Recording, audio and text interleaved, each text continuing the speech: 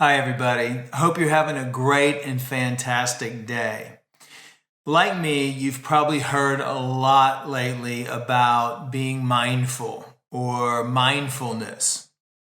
And today I'd like to talk to you about mindful eating. I noticed myself the other night and I was just really hungry. I've been out of town, out of the country. And whenever you get to the point where you're just really hungry, you forget to calm yourself down sometimes, and then you just end up eating faster than normal and not chewing your food as much, and then just almost eating in a state of stress to fill your body up and not being mindful. And as much as I practice good diet and as much as I practice meditation, there still are times where I feel like I made a mistake or I feel like I could improve on myself. And for those of you who don't know what mindfulness is, nowadays it's a very trendy topic. It's just the process of bringing your attention. And it's very difficult for people that suffer from ADD, ADHD and not only that, for the general population to bring their attention to the experience in the present moment.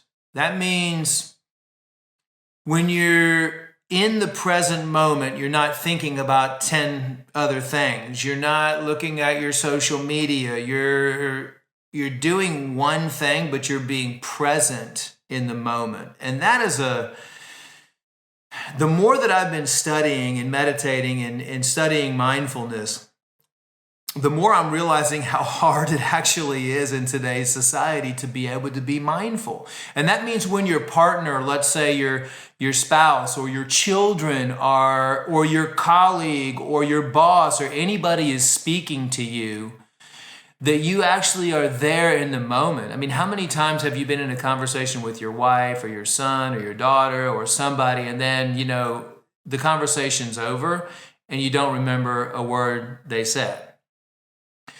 That's not being mindful. But mindfulness also has a lot to do with eating. Think about when you've really been present having a meal. Like, for example, I saw somebody the other night that had steak and they had fish and they had all kinds of stuff laid out in front of them. And they were just eating and eating and eating. And I was thinking, have you ever thought about the animals or the plants that you eat? Like when you get a salad, for example, that might have tomatoes and cucumbers or any type of vegetables in there. Have you ever thought about those plants, where they came from, those tomatoes, how they were grown? That's being mindful while eating. That's being in the state of presence while you're eating your food. And that is very powerful because food is energy and food has a certain vibrational energy to it. You want the highest vibrational energy that you can put into your system. That's why they call superfoods or high-level ORAC values. I mean, that's been proven by science. We want the highest vibrations possible in the food that we eat. Now, I was sitting there looking across the table at this guy who was eating a steak, and I was thinking about, is he thinking about that animal? We've done research. Think about the animals that are in the slaughterhouses, sometimes for a week before they get slaughtered, sometimes more than a week before they get slaughtered. Think about the anger that animal has, the aggression that animal has, the hurt that animal has, the hate that animal has. And these animals go through these emotions. The pain, the suffering, the resentment, Do you think that those are high vibrations? Or do you think that those are low vibrations and negative vibrations? When those animals are slaughtered, and then all of those chemicals and hormones from those negative emotions are put in the meat, because the meat is nothing more than a muscle which contains a massive amount of blood vessels and capillaries. That's why it's red. So all of those toxic chemicals get into the meat. I talk about meat because we know now that plants also have emotions, but animals are on a higher level and they can do a lot more damage to you and your body because of the low vibrations than plants can. So, as I thought to myself, I was thinking, no one is really talking about the vibrational patterns, the energetic patterns, the ability to become mindful of what you're eating, to be able to slow down when you're eating. How high are the vibrations in your diet? Like, when is the last time you prepared a meal and looked at it and you were present in the moment? You took some time to relax, to do some deep breathing exercises, to get in a parasympathetic state instead of a sympathetic state before you eat. Now, I think it's great to be able to have good conversation with your family or friends. But if you take 1 minute, 2 minutes before you eat and you become mindful of what you're eating, your life will change. I guarantee you, your life will change. When you understand that you're eating an animal that was tortured, that was sad, that was angry, and you understand that those vibrations are toxic to your body, that those vibrations are negative, that those vibrations are extremely low, you'll start understanding, because you're being mindful of what you're putting in your body, that that's not going to be good for you, that that's not going to be good for your body. There's been studies that have proven if you talk negatively to plants, the same thing happens. People have talked to plants and said, I hate you, and the plants start withering away.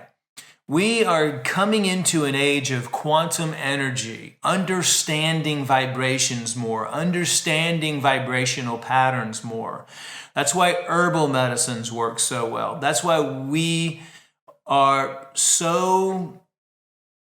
that's why I'm so ADD, or that's why I'm so serious about looking at the quality of things, of how they're grown, and the vibrations, how high the vibrations are, because you are what you eat. If you eat low vibrational things every day, you're going to be a low vibrational human. And you're seeing that happen because people are eating things that have been killed with hate, with resentment. You're seeing the same things happen in our minds, because those energetics transfer to our body and we become what we eat. If you eat out in restaurants, it can be extremely risky. Who do you know? This would be being mindful and present in a restaurant. What if that chef has lots of anger that day, has lots of resentment, has lots of jealousy, has lots of fear? He's touching your food. Energy transfers. All of those negative energetic vibrations can transfer into your food. So it's very important to understand and to take a minute to see who's cooking your food for you. And that's why there's nothing more powerful for you to get in a very positive, happy state and cook your own food at home. It is extremely therapeutic. You put the vibrations of love, of happiness, of joy into your food. And from talking to Individuals that have practiced this, they say it completely changes their life. Number one, you're spending family time together. You're spending time with the people you love. You're putting that good, positive energy into your food. You're taking the time to eat in a parasympathetic state. Let me give you an example of some of the things that people do. A parasympathetic state is when your digestive system works. Parasympathetic state is when you're calm, when you're happy, when you're eating slowly, when you're having a good time eating. Sympathetic state is when you're trying to hurry up and eat, like what happened to me the other night. If you're eating in your car while you're driving, if you're eating and looking at your phone, if you're eating and you have the news on in the background, if you're eating and working in front of a computer, if you're eating after a stressful work situation. As a matter of fact, when you're at work and you go to work with your colleagues, you should not talk about work during lunch because that might create a stressful environment for you. You should be in a nice, calm environment when you eat. This is one of the situations that I've identified over 25 years of looking and analyzing food and how people eat and the best ways to detoxify and what you need to do to maximize your health. And we should all continue to learn. I mean, learning should never stop. We should all do personal development every day, develop ourselves spiritually, develop ourselves in our relationships, to become better talkers, better communicators, better listeners, and better eaters. If you're depressed while you're eating, that would be in a sympathetic state, putting negative vibrations into your food. At a loud fast food restaurant or lots of music blaring in the background.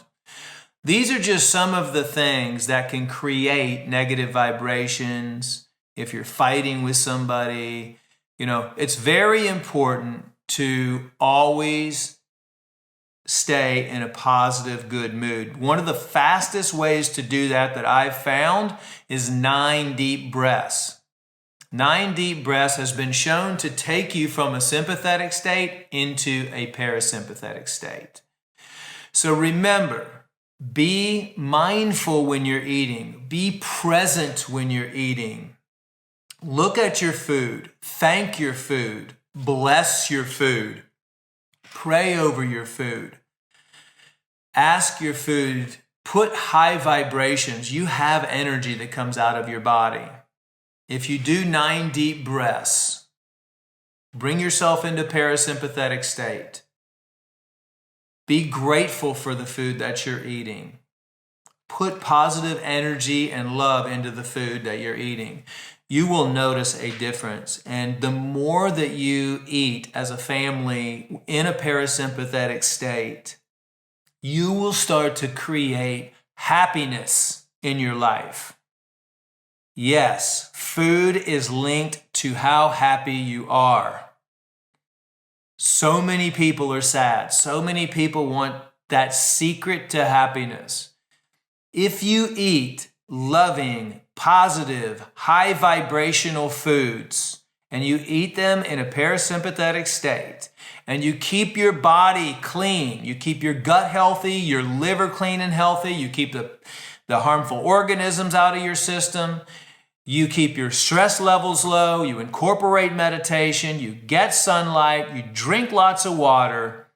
Those are the foundational components of happiness, joy, a healthy body, self-confidence, and many other positive ways to live your life.